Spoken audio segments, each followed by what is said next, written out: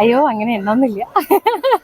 എനിക്ക് ആക്ച്വലി വർഷങ്ങളായിട്ട് 29 IFFK ആവുമ്പോൾ കുറേ വർഷത്തെ ഒരു അനുഭവങ്ങൾ പങ്കിടാനുണ്ട്. പക്ഷെ പതിവിലും കുറച്ചുകൂടി പകിട്ട് കുറഞ്ഞു പോയി എന്ന് തോന്നാറുണ്ട് കഴിഞ്ഞ വർഷവും ഈ വർഷവും.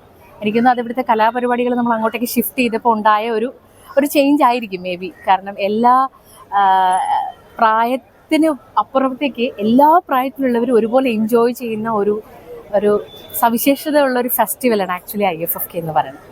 അപ്പോൾ അത് സിനിമ മേഖലയിൽ പ്രവർത്തിക്കുന്നവർ മാത്രമല്ല, സിനിമാ പ്രേമികളായിട്ടുള്ളവർക്കും ആസ്വാദകർക്കായിട്ടുള്ളവർ, അങ്ങനെ നിരവധി പേർക്ക് പുതിയ യങ്സ്റ്റേഴ്സിന് വരാനുള്ള കൂടുതലുള്ളൊരു സന്തോഷം തന്നെ ഈ ആംബിയൻസിൽ എപ്പോഴും ഇങ്ങനെ നിറഞ്ഞു നിൽക്കുക എന്നുള്ളതാണ്. അപ്പോൾ അതിങ്ങനെ മാറ്റപ്പെട്ടതിൻ്റെ ഒരു ബുദ്ധിമുട്ട് നമുക്കൊക്കെ ഉണ്ട്.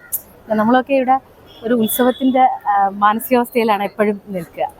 അപ്പോൾ എനിക്ക് തോന്നുന്നു അതിൻ്റെ ഒരു ബുദ്ധിമുട്ട് തോന്നി. ബാക്കി സിനിമകളുടെ സെലക്ഷൻസിൽ അങ്ങനെ വലിയ കുഴപ്പങ്ങളുള്ളതായിട്ട് തോന്നിയില്ല. കഴിഞ്ഞ പ്രാവശ്യം കുറച്ച് ബുദ്ധിമുട്ട് തോന്നിയിരുന്നു. ഒരു 3-4 സിനിമകളായിരിക്കും കൂടുതൽ നല്ലതായിട്ടുണ്ട്. പക്ഷെ ഇപ്രാവശ്യം അങ്ങനെ അത്ര വലിയ കുഴപ്പങ്ങളുണ്ടായിട്ട് തോന്നിയില്ല. പിന്നെ ഈ ഒരു ആംബിയൻസ്, ഈ അതൊരു വേറൊരു മൂഡാണല്ലോ അല്ലേ.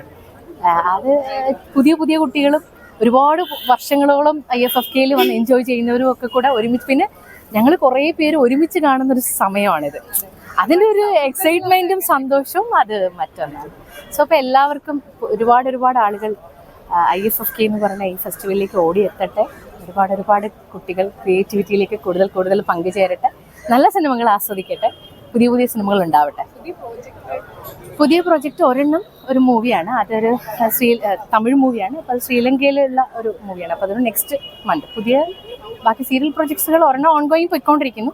ഇപ്പം പതുക്കെ അടുത്തൊരെണ്ണം വരട്ടെ. ഒരെണ്ണമൊക്കെ മതി സമയത്ത്.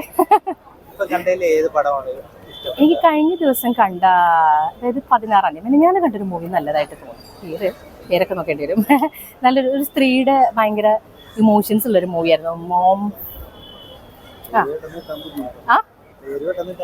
ബുദ്ധിമുട്ടാണ്. പക്ഷെ അത് നല്ല മൂവിയാണ്. എല്ലാ മനുഷ്യൻ്റെ ഇമോഷൻസ് ഒക്കെ ഭയങ്കരമായിട്ട് സ്ത്രീയുടെ എല്ലാ ഘട്ടങ്ങളും നന്നായി വരച്ച് കാണിച്ച ഒരു ചിത്രമായിരുന്നു. പിന്നെ ഒരു ദിവസം എനിക്ക് അറ്റൻഡ് ചെയ്യാൻ പറ്റുള്ളൂ. ഇന്നിപ്പോഴാണ് വരുന്നത്. പേഴ്സണലി തിരക്കുകൾ കാരണം.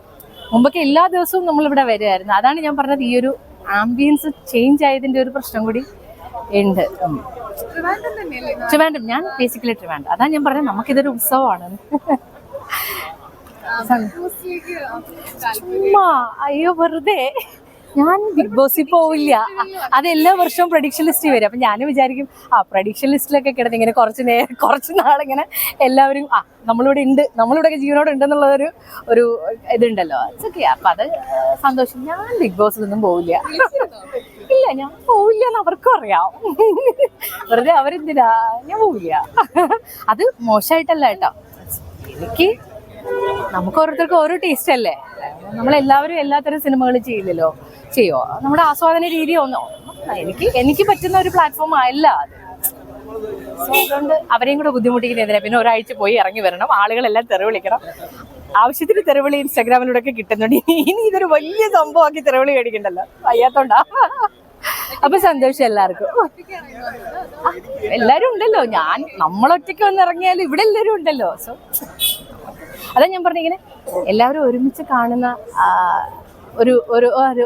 അതൊരു എനർജി ലെവൽ വേറെയാണല്ലോ. സോ അതിൻ്റെ ഒരു സന്തോഷം വേറെ. Anyway thank you. അപ്പം ഹാപ്പി 29th IFFK.